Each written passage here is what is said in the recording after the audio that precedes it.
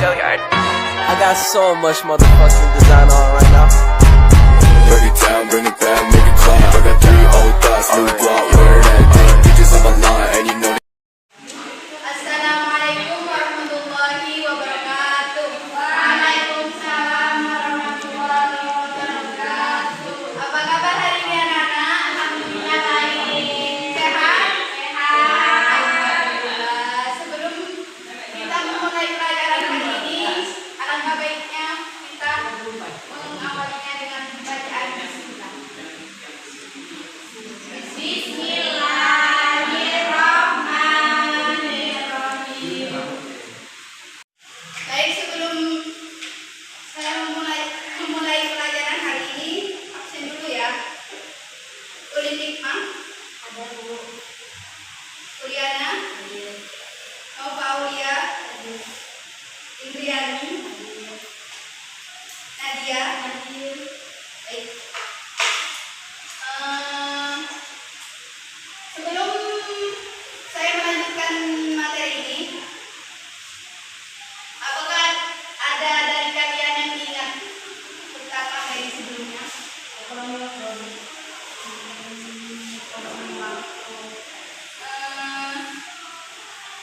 Bisa disebutkan apa itu definisi ekonomi makro? Ekonomi makro adalah ilmu ekonomi yang mempelajari tentang keseluruhan.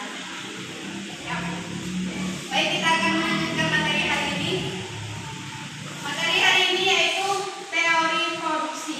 Apa sih teori produksi itu? Baik, teori produksi di sini adalah teori yang menerangkan sifat hubungan antara tingkat produksi yang akan dicapai dengan jumlah faktor-faktor yang digunakan. Dan tujuan dari teori produksi di sini yaitu untuk menghasilkan output data atau informasi semaksimal mungkin, baik dari segi kualitas maupun kuantitas.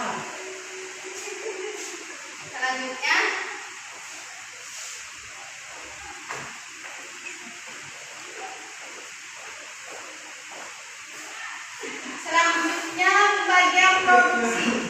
Pembagian produksi dapat dibagi menjadi 5 kategori, yaitu yang pertama yaitu bidang ekstraktif. Bidang ekstraktif adalah semua usaha yang dilakukan dengan cara mengambil hasil alam secara langsung, real, nyata. Contohnya yaitu pertambangan dan perikanan. Yang kedua yaitu bidang agraris. Bidang agraris adalah setiap usaha dengan cara mengolah alam agar memperoleh hasil yang dibutuhkan, seperti pertanian, kan itu kan penting untuk kehidupan sehari-hari kan, seperti padi gitu, dan perkebunan teh, cabai. Selanjutnya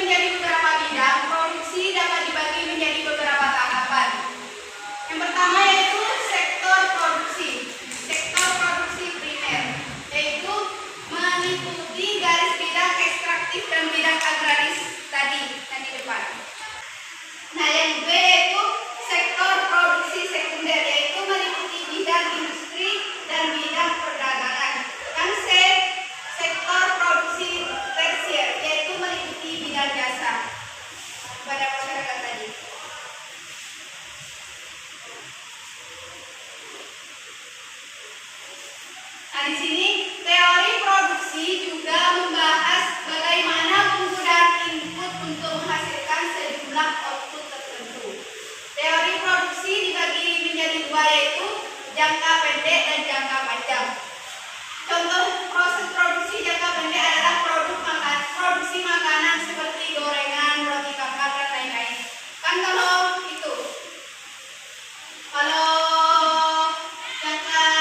produksi jangka pendek itu seperti makanan. Kan kalau kalian mau gorengan itu kan produksinya pendek kan, maksudnya digoreng, maksudnya enggak dipesan dari jauh-jauh hari kan.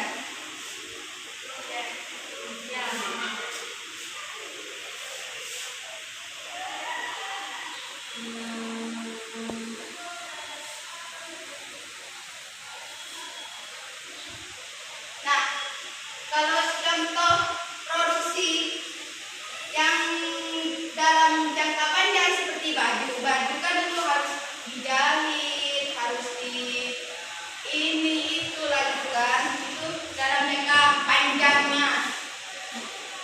Next, dalam teori produksi dapat dipengaruhi oleh bahan baku atau sumber daya alam, modal, tenaga kerja, dan teknologi yang digunakan. Next, di sini ada jenis-jenis proses produksi berdasarkan produknya. Yang pertama yaitu produksi massal. Salah satu contoh produk yang diproduksi secara massal yang menjadi kebutuhan kita dan menekan setiap hari adalah produk pakaian.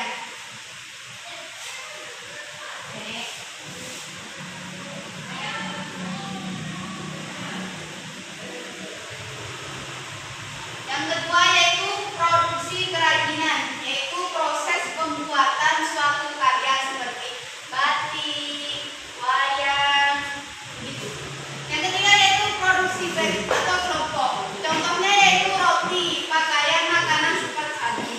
Kan itu harus dikelompokkan kan, seperti gula, telur, tepung, itu akan dikelompokkan kan. Seperti itu.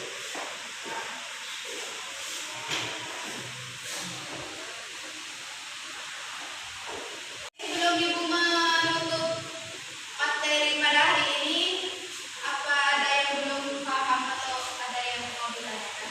Ibu mau bertanya. Ya, yang mana? Saya mau bertanya di slide terakhir di poin nomor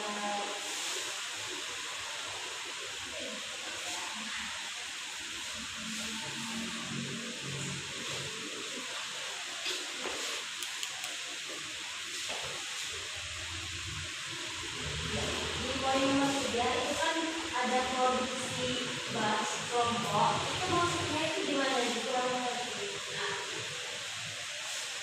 Ya begini, produksi batch di sini yaitu kelompok atau dikelompokkan. Contohnya seperti roti kan. Terus itu pakaian. Kalau pakaian itu seperti kainnya, kain sutra, kain pelipur, kain satin. Sama. Ya. Mungkin ada yang ingin ditanyakan lagi?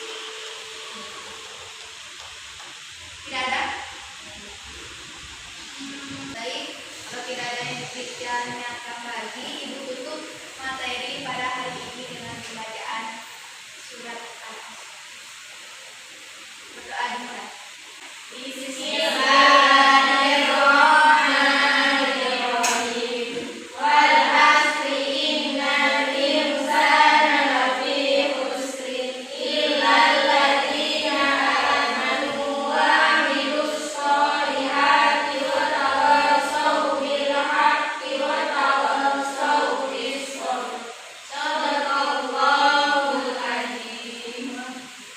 Baik, kurang lebihnya mohon maaf. Wassalamualaikum warahmatullahi wabarakatuh. Waalaikumsalam warahmatullahi wabarakatuh. Hi, fucking